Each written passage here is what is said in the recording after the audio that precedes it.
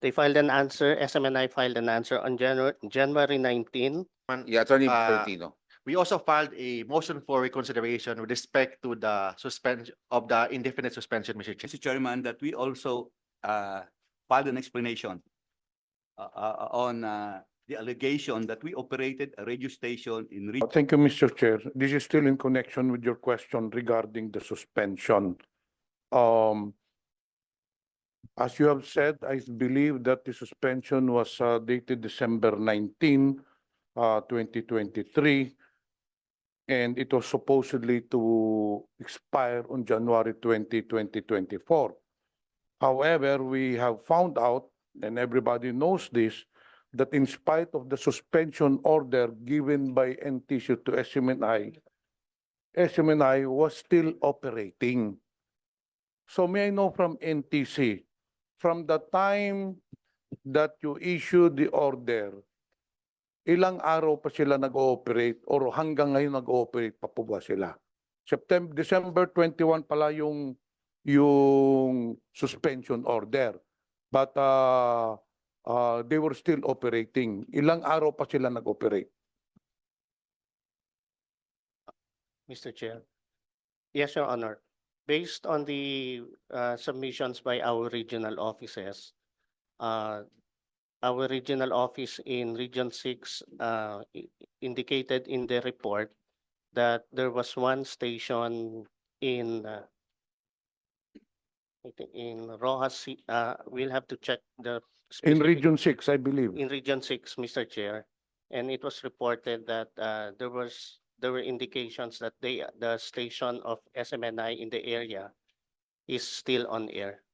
So that was the basis of our the basis of that information, Mr. Chair. Gaano katagal sila nag-operate since nung December 21? The report, we received that report around December 27, Mr. Chair. So pagdating ng December 27, nag-stop na sila pag-operate, Mr. Chair. Uh,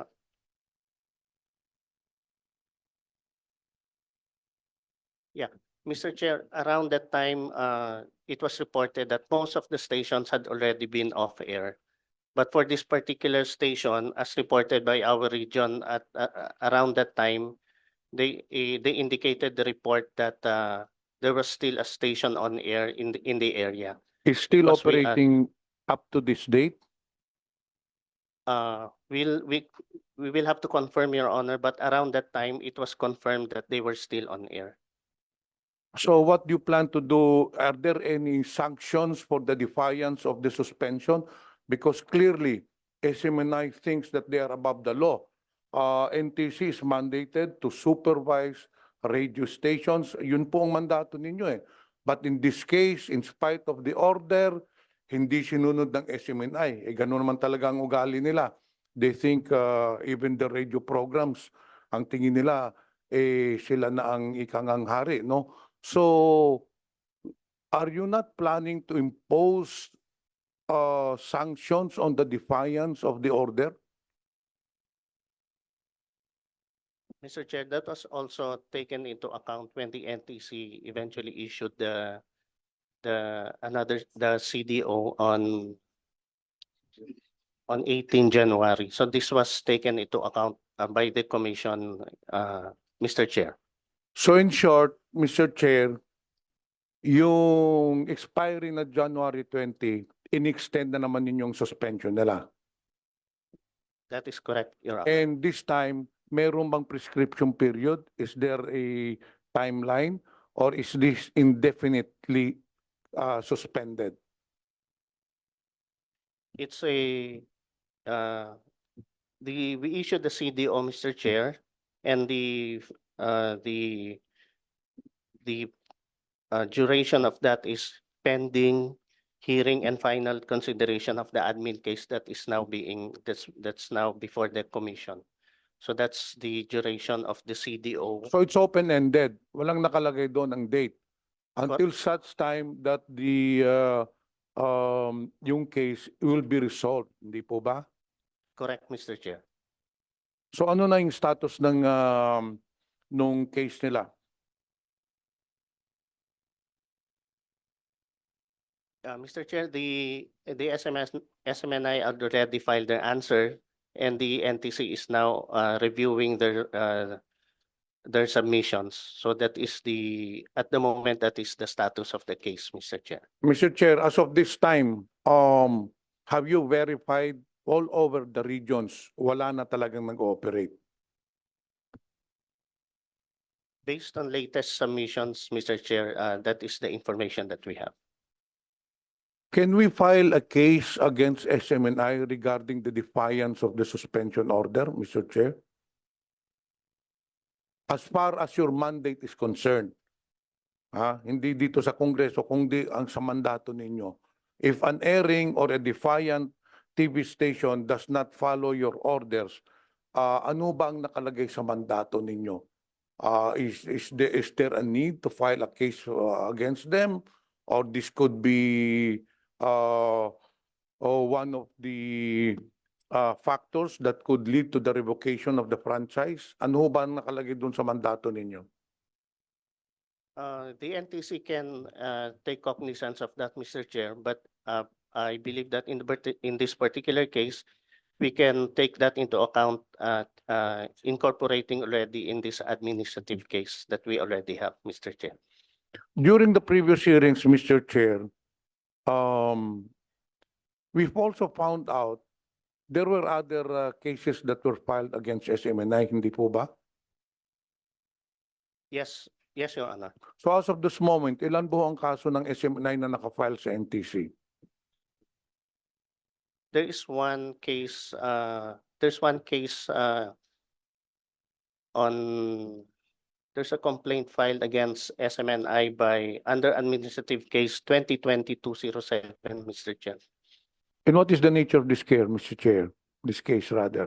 It's a complaint filed by, it's complaint on Empeño Kadapan Palabay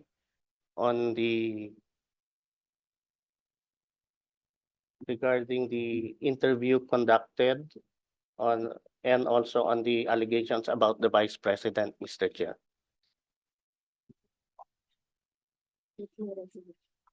Okay, so let me proceed, Mr. Chair. During the previous hearings, as I've said, the 4 items in this agenda is interrelated, no? Well, anyway, I might sound redundant, but I would just like to refresh, and for the evaluation of this committee, that this committee was able to establish the violations of SMNI, which I certainly believe is a ground for the revocation of their franchise. We already discussed thoroughly one of their violations is violation of Section 4 of Republic Act 11422, and that also the responsibility to the public, which in fact, kaya nga nagkaroon ng hearing dito dahil yung pinalabas silang fake news about the travel allowance.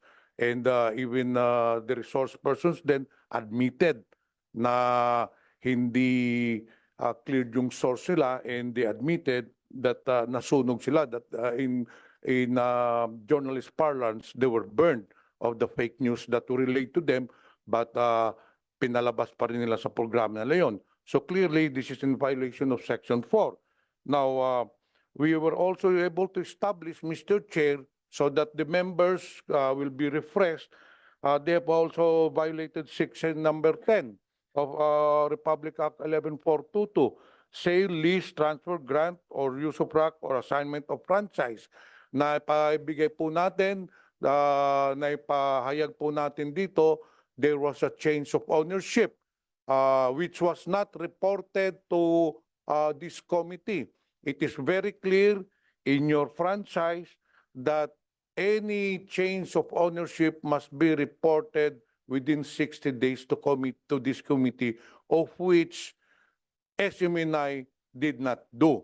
So clearly, and then on the third violation, the dispersal of ownership. Na with this section, SMNI is mandated to disperse their ownership 30% to Filipinos, no? Ilang taon na sila nag-operate? I think more than 25 years. Pero hanggang ngayon, hindi pa rin nila ginagawa. And of course, Section 12, which is the reportorial requirement. Mr. Chair, sa dami ho ng mga ikangang violations na ginawa ng SMNI, I believe that this committee should study and, well, this is my personal opinion, based on the facts, based on the previous hearings, that indeed it is very clear that SMNI violated sections, not only one, but 4 sections of their franchise, and they should be made answerable to that. As I've said clearly before, that the franchise given to any entity is not a right but a privilege. It is very clear in the Constitution, Congress has the power to grant, to repeal, or revoke, or amend.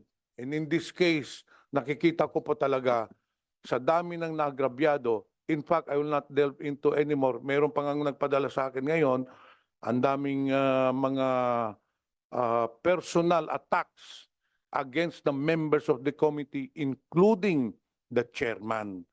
We're not taking this personally sa inyo itong pag-hearing natin, but it is very clear naman po talaga na meron po kayong violations. So Mr. Chair, I still have that position that this committee should really consider the revocation of the franchise of sa MNNI. Thank you, Mr. Chair. Thank you very much, the Honorable Vice Chair Pimentel. Next in the, Chairman. yes, the Honorable Caraps. Thank you, Mr. Chairman. Just, Mr. In line with the line of question of Congressman Pimentel, with regards to the violations and the case now with NTC, can we direct the NTC, Mr. Chairman, to submit all those pertinent documents with regard to the case and the communication between SMNI and NTC? Para po makita namin, then that might be the basis for each and every one, no? Yeah. For the decision with regards to The bill. the revocation or not of the franchise of SMNI. Can they submit po sa committee? Lahat po ng communications, NTC. NTC. Yes, Mr. Chair, NTC, Your Honor. the request of the Honorable Paduano is that all documents pertaining to this particular case, their appeals, your reply, your suspension orders from 30 days to indefinite, and the basis of that should be given to the committee. Last one point. NTC, yung airing ba doon sa Region 6 in which you issue a cease and desist order, do you have really the proof? Mr. Chair, the basis of this was the report submitted by our regions. Our region, And what is the content of that report and the facts with regards to that report? Kasi pwede pong nag-report yung tao niyo doon, pero baka wala rin kayong hawak na proof. they submit, the report included photos of, may mga photo po of the programs being monitored at that time when it was monitored, and that was the basis of this, that was submitted to the central office, Mr. Chair, and that was taken into account by the NTC when we collated all the reports from the region, Mr. Chair. Chairman, please submit also that report coming from your regional office to this committee. Thank you, Chairman.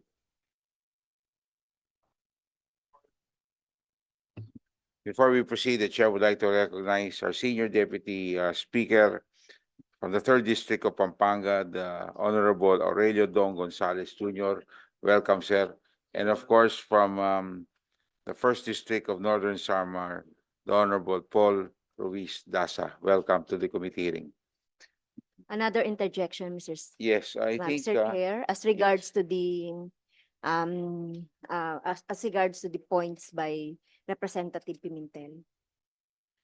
am I Yes, Teka muna. please. Yeah, Mr. Chair, kasi sa monitoring natin, so when the NTC already filed or have this, ano no, yung suspension. So na-monitor pa natin, Mr. Chair, doon sa studio ng SMNI, doon sa Makati City, ay nag-broadcast pa, no? At nakita natin 3 weeks ago, Mr. Chair, at nandoon yun. So na-monitor ba yan ng SMNI, Mr. Chair? Sa Makati studio ng SMNI?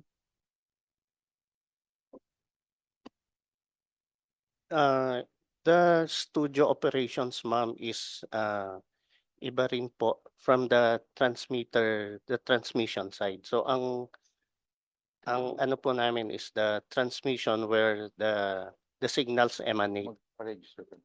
Ma'am, line of questioning mo. Okay. Hiwalay yung sa'yo. Kasi mahaba yan. Oo, sige. So, yun lang. Very much, the Honorable Franz Castro. The Chair recognizes the Honorable Arlene D. Broses. Welcome to the Committee of Gabriela Party List. Thank you po. Yes po, Mr. Chair. Mr. Chair, meron din po silang website, smninewschannel.com. Yes po, Mr. Chair. Sa TikTok din, Mr. Chair, at SMNI News. Yes po. Meron din po sa WeTV at SMNI News. Not so familiar with Mr. Chair, but we are operating online on different platforms. Kasi Mr. Chair, sa mga online materials na SMNI, sa mga social media accounts, nandyan din po yung app na WeTV. So, if hindi po familiar ang officers, ako na lang po mag-inform sa kanila that they are on WeTV. Mr. Chair, sa Rumble, may ganito din pong app. rumble.com/user/SMNI News. Rumble, yes, we have. Okay. And Mr. Chair, sa Facebook, ano po ang account ngayon ng SMNI sa Facebook? It is by program po, kung anong title ng program, since unfortunately, every time po meron kaming Facebook page ay nawawala po siya bigla. So marami po iba-iba based sa program ang Facebook accounts. Programs po. How about sa Instagram? Honorable Manuel. The Chair recognizes the next interpreter, the Honorable Franz Castro. Thank you, Mr. Chair. So pagpapatuloy lang, no, Mr. Chair, nung aking tanong po kanina, kasi binanggit naman ni Representative Raul Manuel, yung mga iba't ibang mga platform, bukod po doon sa kanilang, doon sa kanilang franchise, no, na tinitignan natin ngayon, talagang sa lahat ng platform, talagang kumakalat yan. Katulad ng ngayon, no, yung mga red tagging, yung mga misinformation, ay talagang pinagpapatuloy pa rin. At narinig naman natin, no, inaamin talaga ng ng mga board of directors and officers na talagang inaalaw nila, di ba? Kahit na walang betting or yung mga opinion or nakikita natin diyan na talagang lantaran na misinformation, red tagging, or kahit na opinion na ito, no, napatunayan naman natin kahit na yung special rapporteur, nire-red tag pa rin. Ginagawa nilang rapporteur daw ng communist terrorist or terorista. Mr. Chair, may papakita lang ako, no, na isa rin sa false information kasiraan sa akin para magpatunay pa rin na yung ginagamit ng SMNI, yung kanilang franchise, no, doon sa yung violation nila doon sa Section 4. Particular, hindi ko na ito po babasahin noon. Mr. Chair, pinag-usapan dyan sa programa. Nakita naman yung mga comment, no?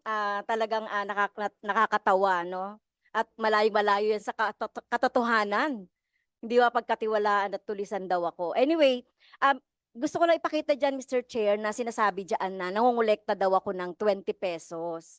At narinig nyo naman po, sabi nung Celis, kung pondong pampubliko yan, kahit trust fund pa yan, dahil union dues daw, it is still a public fund. Pwedeng managot si Franz Castro at ang act sa plunder.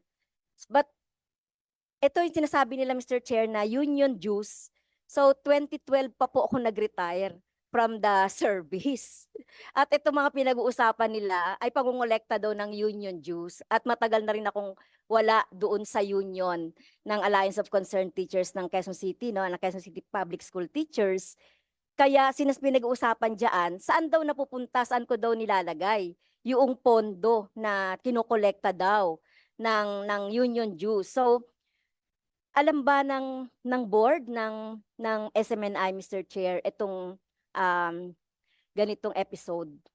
So nagkaroon ba kayo po ng ng verification tungkol doon sa mga information na pinalabas po dito sa episode na ito ng SMNI? Kay Ma'am San Pedro po. Yes po. Mr. Chair, yan pong lahat ay dumadaan po sa production team hanggang sa desk po ng SMNI. Okay, so nakita niyo yung mga information na nandiyan. So kinausap niyo lang po diyan sa programa na yan ay yung sinasabi nilang whistleblower daw. Hindi ko nga kilala yung isa doon. Alam ko yung isa doon, yung teacher na nagsasabi na nasa payslip daw yung 20 pero hindi naman nasasabi na kinolekta ko yon or napupunta sa akin po yon.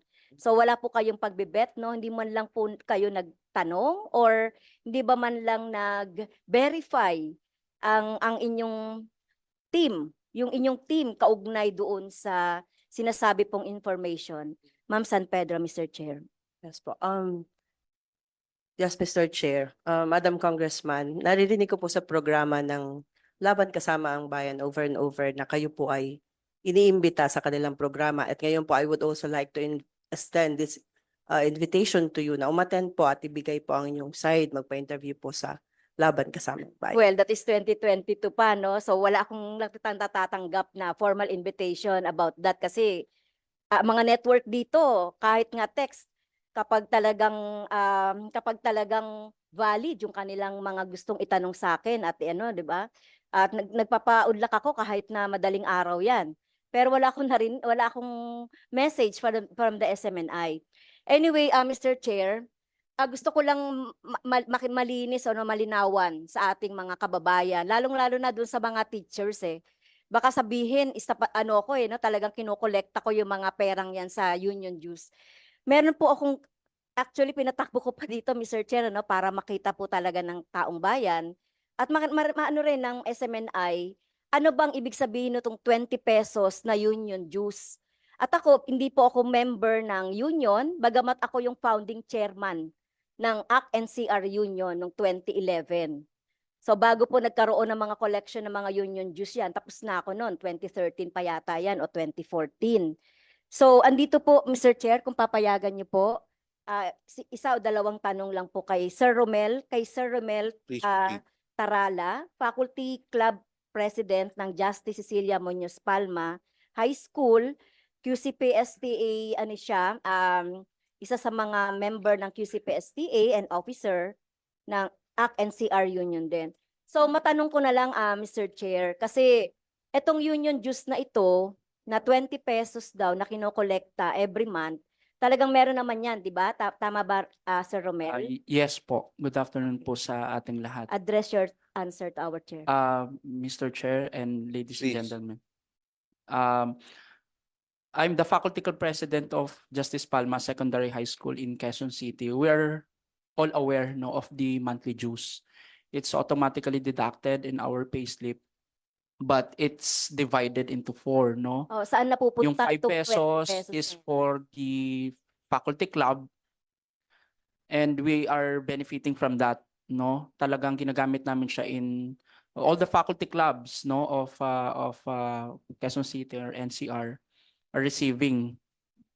And yung 5 pesos goes to the division office, 5 pesos goes to the ACT-NCR Union, and 5 pesos goes to ACT Philippines or ACT National. Yes. Oh, so yun po yung division ng distribution ng 20 pesos. At ako ba ay nangongolekta? I mean, ako ba ay pinadadalhan ninyo ng something like doon portion ng 20 pesos nyo? Ayan, no, Ang office ba ng ACT Teachers hindi Party po, List? ma'am, no. Ayun. We are all aware, no, the QCPS leaders and ACT-NCR leaders who are very much aware, no, that itong monthly dues na ito, no, itong union dues, no, are being utilized, no, in different teachers welfare naman at kitang-kita naman ito ng mga faculty club officers and union members. Yes, so yun po officer po yan ng QCPSTA at magpapatunay po yan na wala akong hand doon sa anumang mga kinokolektang union dues. Okay? Nakatulad, contrary to doon sa sinasabi nilang whistleblower daw o yung yung isang teacher doon. At meron pa sana akong imbitahan, Mr. Chair, nilang nakarating, yung disbursement officer po ng ACT-NCR Union. Kasi yung ACT-NCR Union, dahil automatically deducted po yan sa payroll ng mga teachers, so yan po yung nagbibigay doon sa treasurer ng ACT-NCR. So no way na magkakaroon po tayo diyan ng any contribution for myself or for the party list for that matter. So yan po ay isa rin sa paninira, Mr. Chair, na talagang malaki rin yung magiging epekto niyan, sinasabi natin dito, mapaminsalang disinformasyon nga na hanggang ngayon, Mr. Chair, ito nag-check kami, hanggang ngayon ginagamit pa yan ng mga troll, yung mga ganitong mga maling information na talagang deliberately na ginagawa nitong programang ito, ay talagang malaki yung malaki yung nagagawa niyan dahil ginagamit siya ng mga trolls. Kung nagpapatuloy yan, Mr. Chair, talagang ang public natin niloloko at dinidisinform ng SMNI. Kaya talagang kaya talagang kung ako rin puro siguro tatanungin, Mr. Chair, isa rin yan sa batayan kung bakit dapat nating at hindi dapat maikumpara ang style na ginagawa ng SMNI sa style ng mga legitimate na mga network na talagang nagbibet muna ng mga walang patumangga ito na sinasabi wala man lang pasubali yung kanilang mga pagsasalita, dire-diretso talaga na paninira. Sana man lang merong daw or whatever, pero ito diretso talaga ng pagbibigay sa atin ng disinformation. So, yun lang po, Mr. Chair, para pandagdag lang po doon sa sinasabi natin na part talaga yung SMNI o pinapayagan talaga ng SMNI yung mga ganitong mga disinformation. Thank you, Mr. Chair. Thank you very much, Honorable Franz Castro. The Honorable Arlene Brosas is recognized. Thank you, Mr. Chair. Mr. Chair, kanina I would like to be parang clarified kasi parang sinasabi kanina na hindi, apart from the franchise na meron ang SMNI, supposedly, yung mga platforms ay hindi covered nito. Tama po ba, Mr. Chair? So, ibig sabihin, walang pag-limit dun sa paggamit, halimbawa ng Facebook, nung mga sinasabi kanina, yung the following. So, Mr. Chair, I would like to ask yung NTC, meron ba kayong power para ito ay hindi kumalat, Mr. Chair? Kasi parang apparently, pinag-uusapan natin dito, sinuspend na, lahat na ginawa, pero ano yung ginagawa ngayon ng NTC with regards to this? Kasi parang ilang violations to if ever, 'di ba? Dahil sinabi nga natin na hindi na dapat mag-ere at hindi na dapat lumabas itong mga misinformation, disinformation na nagaganap. NTC, please reply to the query of the Honorable Arlene Brosas. Mr. Chair, yung coverage po that the NTC issued covers the free-to-air operation of SMN of Suarasug. So ito po yung mga signals that are coming from over the air. However, the content that are being shown online is not covered by that because it's not hindi na po part ng franchise nila of the operations concomitant to the franchise, Mr. Chair. Yes, Mr. Chair, no, kanina naman clearly sinabi na may mga violations. Tama ba, NTC? May violations ang SMNI, Mr. Chair? Ano ang mga specific violations nila after the cease and desist order, Mr. Chair? Mr. Chair. Mr. Chair.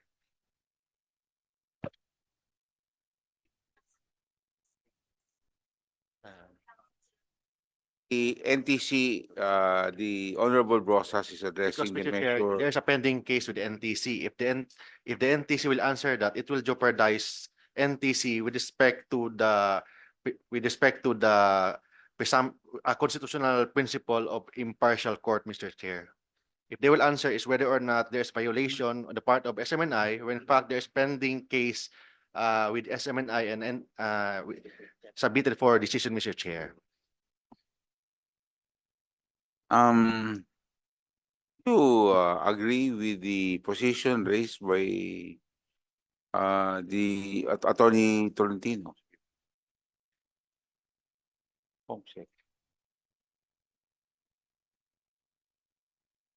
Mr. Chair, Your Honor, we would like to reserve comment on that one as this is actually the issue. This is also part of the issue that part of the administrative Yes, case. but you know, that's a question raised by a member of the committee.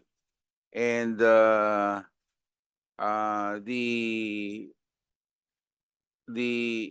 it is your duty to reply to the and not hide under the rule just because they have a pending question before you, the NTC. It doesn't stop you from answering the question of the committee. Yes, Your Honor, we So recognize that. please reply. Thank you. If we may be allowed to reply Yes, please. at a later time on that one, Your Honor, as but we will comply. We will reply to the query, Mr. Chair. The Honorable Brosas. Thank you, Mr. Chair. Mr. Chair, yung NTC kasi, they noted, they received reports, no? Na showing that respondent SMNI did not strictly comply with the suspension aspect and was still operating in certain areas in Region 6 by as late as December 27, 2023, despite the 30-day suspension order issued by the NTC. Ngayon, maliban sa Region 6, meron pa bang report sa tanggap? Yun sana yung tatanungin ko, pero ayaw, baka hindi sasagutin ng NTC, no? Na nag-ooperate ng SMNI sa ibang lugar.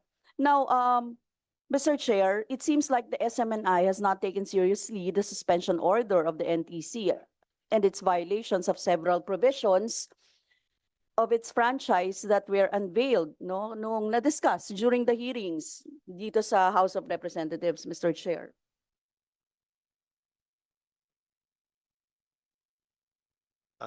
Mr. Chair, in reply to the query of the Honorable Arlene Brosas, based on the reports from the region, and Region 6 reported, it was Region 6 only that region reported on the continued operation. That is correct, Mr. Chair. Your Honor. Thank you, Sila Mr. po yung Chair. nag-submit ng Oo. report on that one. Thank you. Yes, Mr. Chair, ngayon naman gusto kong maliwanagan doon sa kung pwede bang merong gawing aksyon ng NTC, no? Kaugnay dito sa mga platforms na ito, halimbawa sa social media accounts, yung binabanggit kanina, yung kasi ang active pa ngayon yung Facebook, SMNI, Gikan sa Masa para sa Masa Pulso ng Bayan News Blast. Sa YouTube, laban kasama ang Bayan Sunshine Media, DZAR 1026. Tapos yung TikTok, SMNI News, Pulso ng Bayan News Blast. May magagawa ba ang NTC dito, Mr. Chair? Proceed.